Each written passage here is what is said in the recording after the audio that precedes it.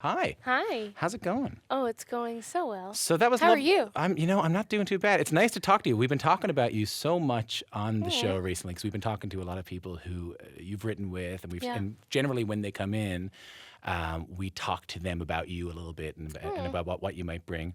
And I want to get to that eventually, but first I want to talk a little bit about you. So that song "Jump" just came out. It's doing really well. Yeah. That happens a lot when songs you write are recorded by other artists. Does the success of a song feel different when it has your name on it? Um, yeah, it feels a little bit more surreal, like a little bit more accomplished because I did it. I did it myself. What do you mean? Um, I think with certain artists, the songs that we do together are going to get a chance no matter what. Yeah. When you're a new artist, people are a bit more hesitant to take a chance on you. So Right. So if you write for someone who's super established, yeah, you're guaranteed that some people are going to hear some this people and are take it going to seriously. play it because of who they are. Right, right. So this is a whole new situation for me. So when people play it, that means that they really believe in the song enough to want to play it, not Yeah. just because of who I am. They're really playing it because they love the song. So Do you remember the first song you wrote?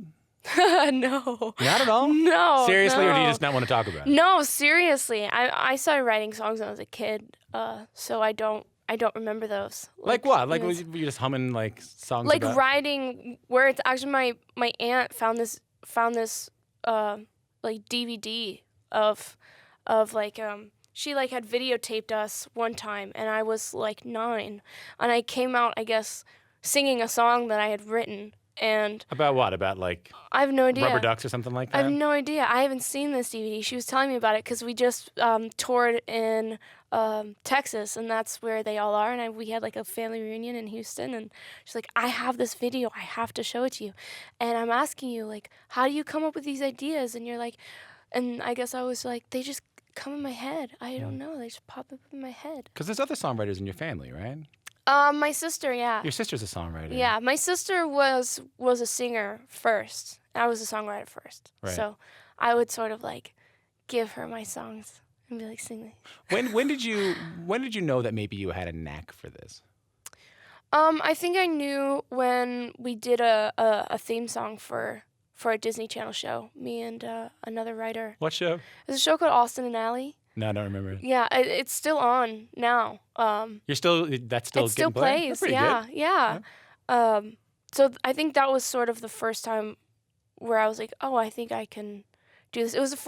That was the first time my dad didn't say, hey, maybe you should not do this and go to college for something practical. Oh, that was a bit of a conversation. yeah. Hey, like, but you knew you wanted to write songs. Oh yeah, yeah. It's always been something that I loved. So a lot of artists I talk to, they talk about the first time, and I'm going to get to this with you as an Sure. artist. But they talk about the first time they hear that song on the radio, and they say, this might work out. First off, do you remember the first time it happened to you as a writer? Do you remember Oh the my first God. time you heard? How could I forget? What was it?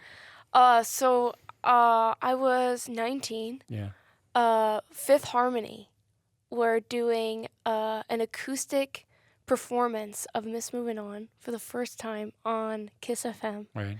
And they were like, it's going to be on at 9 p.m. So do whatever you got to turn on the radio. So I was driving in the car. There's actually a video of it. I was driving in the car and I heard it for the first time. And I'm just like hysterically crying. I had to pull over because I was crying so hard. I couldn't believe it. So how about as an artist? When was the first time you heard yourself?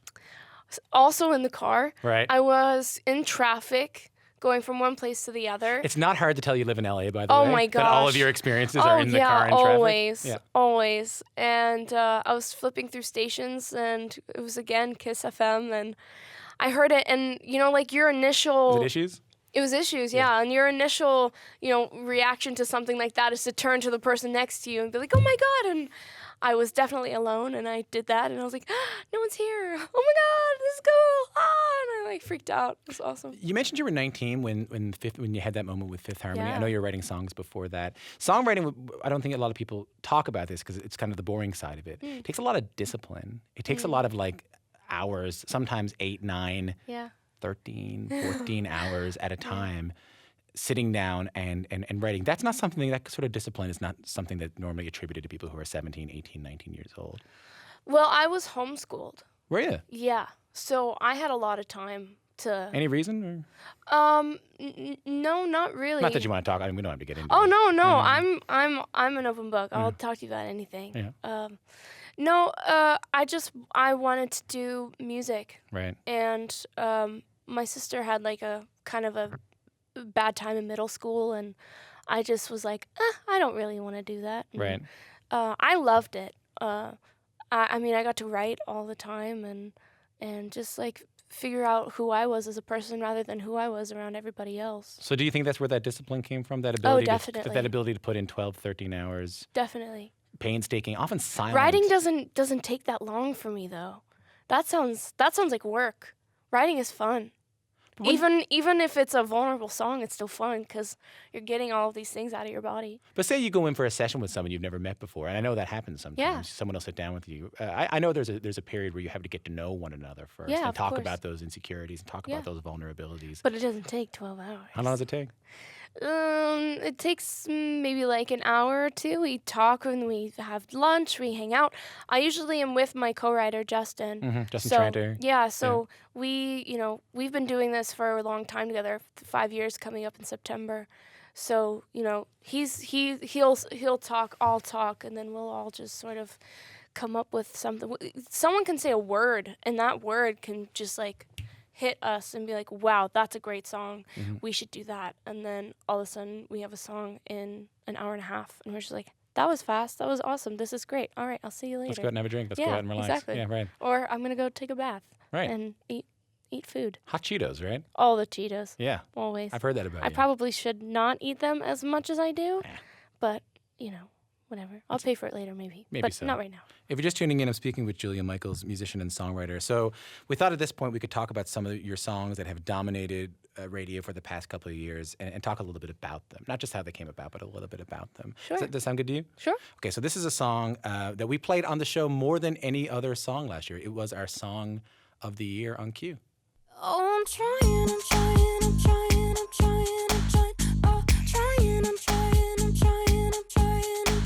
Not to think about you. That, of course, is Bad Liar, performed by the great Selena Gomez, co-written with the woman sitting across from you, Julia Michaels. That song uses a sample, yes, cassette owners, uses a sample from Psycho Killer Yes, it does. by Talking Heads. How did that sample and that song, where did that song come from? So I'm a big Talking Heads fan. Yeah. I love them so much. I have a lot of memories as a kid, driving in the car with my dad. My dad had this red BMW with a manual top that we would put down, and it had like a disc in the back where you could slot 6 CDs in. Right. And one of them was a Talking Heads album, and we would just have the top down and ride it around and listen to Once in a Lifetime and just like blare it on the speakers. And so I've always loved them. And I was listening to Psycho Killer that day, and I was just like, I love this bass line. Yeah. And went in the studio that day, and I was just like, we should do something like this. And we ended up just writing the whole song over the intro of Psycho Killer, and then replaying it later.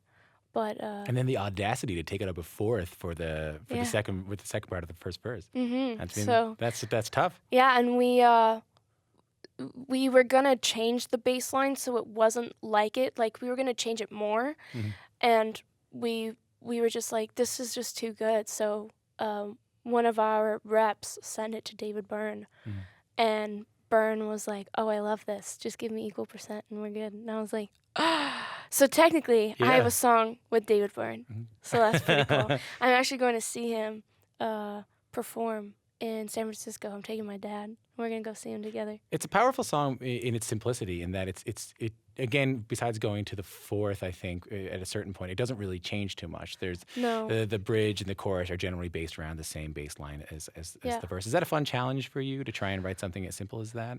Even though I know simple can be a wrong word for this, but you know what I'm getting at. I like simple. Yeah. I find that a lot of the things that I do are pretty simple. Even with Hands to Myself, we did the same thing. The chorus is pretty much the same thing as the verse. But I think it's the candy that you put into that song that people don't notice. You know what my favorite part of Bad Liar is? Huh. Last chorus, the last O You have a seventh in there. Yeah. So we do some weird stuff. So I want to point out what I'm talking about is that, and maybe we'll put this in when we air it, but I'm trying. Yeah. The last time Selena sings a seventh chord, like what we call a blues chord. Yeah. Just a little bit of candy. I do that stuff just like on a whim.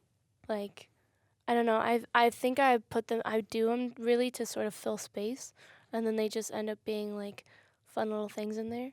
We actually did that with Hands to Myself. That I mean I could, but why would I want to?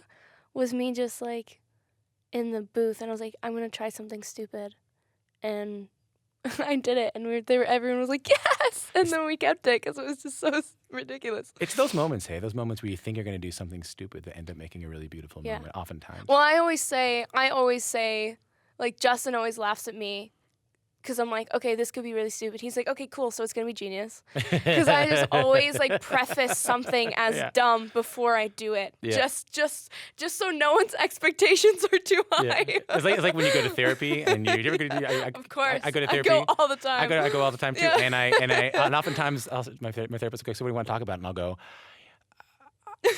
and she'll be like, oh, this is going to be really good. Totally. This is going to be great. That song Totally. crossed a lot of barriers, though. It got people who weren't necessarily. You got old Pitchfork heads. You had people who were into indie rock, people who were into like hard hip hop. All seemed to love Bad Liar. Yeah. Do you feel like there's never been a better time to be a pop songwriter than right now? Well, I think right now culturally, everything is sort of just blending together. Right. I feel like genres are becoming a sort of thing of the past, and everything is taking from everything, like paying homage to everything. Because there was a time where I think if you liked like music was sort of like segregated. Yeah. Like it was like this station is for this, Yeah. this station is for this. But Yeah. I feel like it's sort of just blending together now. and if you liked Metallica, Yeah. then you probably didn't like I Want It That Way. You know what I mean? Yes. Totally. And if you liked 98 Degrees, Totally. then you might not have liked Tupac. Totally. So it must be exciting. It must be like Oh, there's it's not a lot of awesome. limitations for you. No, I mean, even songs like Bad Liar, we get to just like experiment and have fun and hope that something great comes out of it. You just never know, and you got to try it and see. Speaking of Take risks. Speaking of genres crossing over, take a listen to this. There's a place that I know where they all know me. I gotta get back now to the ones who love me. Wrap myself around you, never let you go. There's nothing in the world that feels like the place that I know. Country superstar Keith Urban coming fave. home, featuring Julie Michaels. We had him in just a couple of weeks ago. Love that He was man. talking very kindly about you. He's the best. Does writing a song with Keith Urban feel different than writing a song for Selena Gomez, or with? No, it doesn't. I mean, it does in terms of personalities, I think the thing that's awesome about Keith is he's so progressive with what he wants to do. He's like me, where he wants to sort of take elements from everything and put it in a song. And I just love that. I love that he wants to take risks and just try new things. And, I just went in there doing what I do, and he went in there doing what he did. And then coming home happened. Do you feel pressure with an artist like Keith Urban? No. Like just I because don't. a Keith Urban single is a big deal to country Yeah, audiences? I mean, obviously he's Keith Urban. Yeah. He's legendary. Yeah. But no, I guess I don't. When I'm in the studio with somebody, I don't see them as anything other than a human being that wants to have a connection with somebody in order to make something special that everybody can relate to. How do you adapt to the idea that sometimes a song that you write won't go, maybe won't get recorded, or maybe won't become a smash hit? How do you deal with failure? Or not necessarily failure. You know No, what I mean? like rejection. Yeah. I think this industry is basically built on rejection. So, I mean, as a songwriter, you're always told no, or like not given a shot until you're given a shot. So I think rejection is sort of innate in this in this industry. So I don't really pay any mind to it. I just think of it as like another song that will have another day in the sun someday. Are there songs you've written and that haven't been picked up, or Yeah. you haven't decided? Oh, hundreds. You haven't decided to record yourself that you're like, one of these days, Hundreds. this song is going to have a. Oh, yeah. I write at least 200 songs a year, if not that. And Did you write one today already? I did not write one today. I wrote one like 2 days ago, though. You know, you might write about the old Q show. How about that? Yeah. Oh, I had a good time on Yeah. Q. Enjoyed Like a little myself very theme? much. Yeah. I'll think about it. Guy had a beard. Seemed very nice. Wow. There you go. I mean, you're doing great. 20%. Yeah. That's all I want. Done. All Write right, a word, good. get a third. That's what they say. I've never heard that before. Oh, yes. I like that a lot. It's a big one in our business. Write a word, get a third. Yes. One more. Take a listen to this. 'Cause I got issues, but you got them too. So give them all to me, and I'll give mine to you. Bask in the glory of all our problems. 'Cause we got the kind of love it takes to solve them. Yeah, I got issues. That's Julia Michaels. Hold on. And one of them is how bad I need you. Yeah, we had to get that in. I got a bunch of nerdy things that I'm trying not to say to you because I know my producer will kill me if I get too in the weeds on this. I love that you could have said you because the rest of the phrases rhyme with you. I got Yeah. issues. You got them too. Yeah. Give mine. I'll give mine to you. Yeah. So, and then Yeah. you use ya. Yeah. Yeah. Just a little bit of a take that, listener. How's that for song math? Well, Rufus Wainwright did it when he covered Hallelujah by Leonard Cohen. Oh. And so did Jeff Buckley when he covered Hallelujah. Did he? Yeah. I never noticed. Yeah, I heard there was a secret chord that Dave played in Please the Lord, but you don't really care for music now, do ya? Yeah. Yeah. Totally. It's all right, you know? Yeah. You kept that one for yourself. I did. Why? I think there comes a time in every songwriter's life where they write a song that's a little too close to home. Yeah. And then there's this sort of epiphany moment where you just don't want to give them away anymore. Well, not anymore, but you want to express your own thoughts and feelings and have them be your own thoughts and feelings. Had you been feeling that for a while? No, it just sort of happened when I did this song. I've always been a songwriter. I've had lots of people try and coax me into doing something and being in the forefront, and I've just never been like a confident person. No?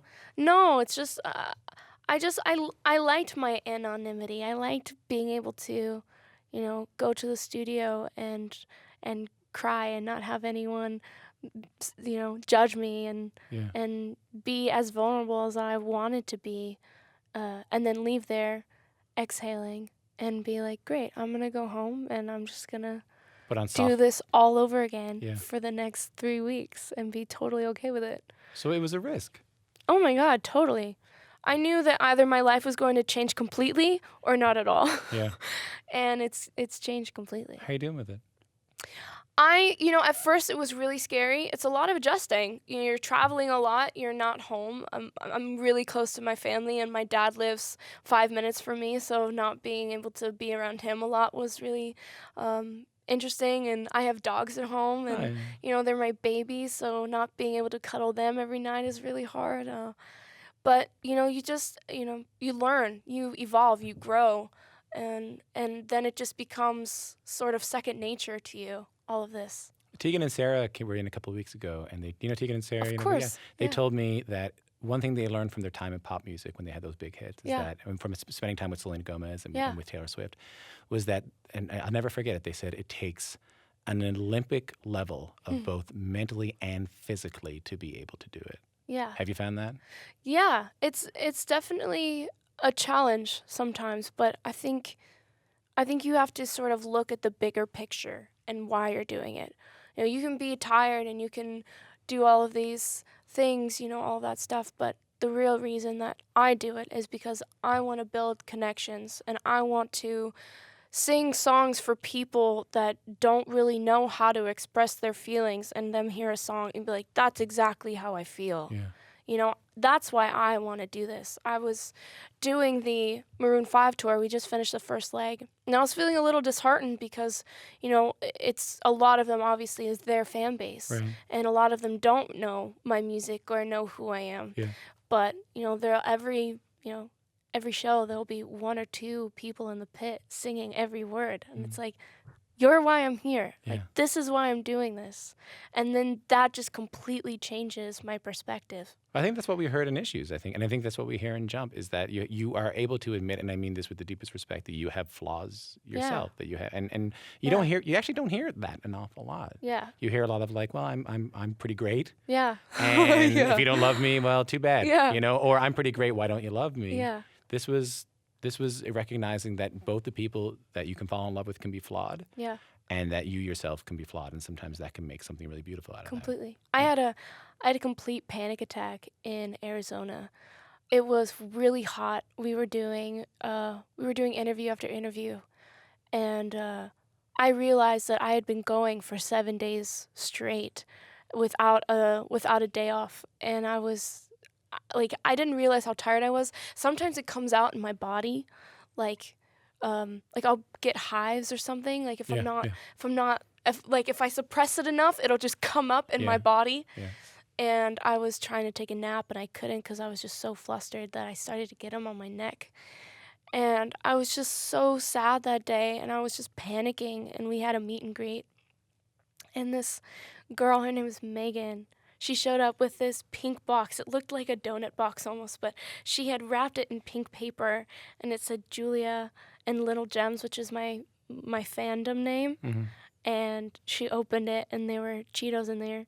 And underneath it were letters from all my fans on Twitter from all over the country, just being like, I love you so much. You've changed my life. All that stuff. And it was just like, okay, I'm tired, yes. Yeah. I'm anxious, yes. Like, I'm feeling all of these things right now, yes. But this is why I'm here. So. Yeah, you have a beautiful way of talking, you know that? Oh, thank you. Just when you were saying that, I was like, that's a song and, right there. It got me, it really made me emotional. It really did. Well, I think when you're vulnerable with people, they're more likely to give it back to you, you know? I think so too. If you don't give it a lot of yourself. They say you attract like-minded people. Is that what they say? That's what they say. Wow, I know. Yeah. Wow. So if your friends are assholes, you know why. But didn't you have stage fright and everything? Oh my God, yeah. Do you Even still have last it? night I was So last night you scared. did a show with Shawn Mendes in Yeah. Toronto. Oh yeah. I get more scared when I don't know what the crowd's gonna be like, because if a majority of them are standing there with their arms crossed, it's basically like When is he going to play Stitches? Yeah, exactly. Right, yeah, and they're just sort of looking at you like, when is this gonna be over? It's almost like they're saying they don't like a part of you. Yeah. They you're don't singing like so your much about music. yourself. Yeah, it's like, they hate me. So, I was a little nervous going out there, but I mean, his fans are this generation of fans that are like obsessed about it. Like, they want to know the music, they want to know about him, they want to literally get the album and learn every song on the album, so when they come and see him, they are prepared. And I am lucky enough to have some of his fans be some of my fans. So they're just involved. They just want to scream and have a good time. And so what do you say to you? What do you say to yourself in order to get past the stage fright? I don't really say anything to myself. When I see them sing with me, then it goes away. Right. I think I feel less isolated when they're doing it with me. Less like a fish in a fishbowl when we're all in it together.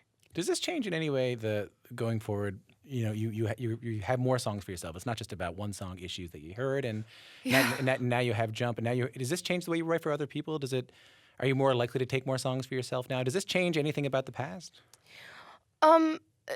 Right now, if I'm writing songs for other people, it's usually with them. Right. And if I'm with them, that's their song. Even if I love it. Even if I'm like, holy shit, this song's amazing. Yeah. That is their song. So I'm not really writing for other people right now. I'm trying to write as much as I can for myself, which is not a lot of time right now. No, every now and then, though. Yeah. definitely. It's a beautiful EP. I can't wait to hear the record. Thank you so much. And I'm such a big fan of your music. It's so nice to have you here. Thank you. Thank you. Thanks for coming in. Thank you. Thank you for having me.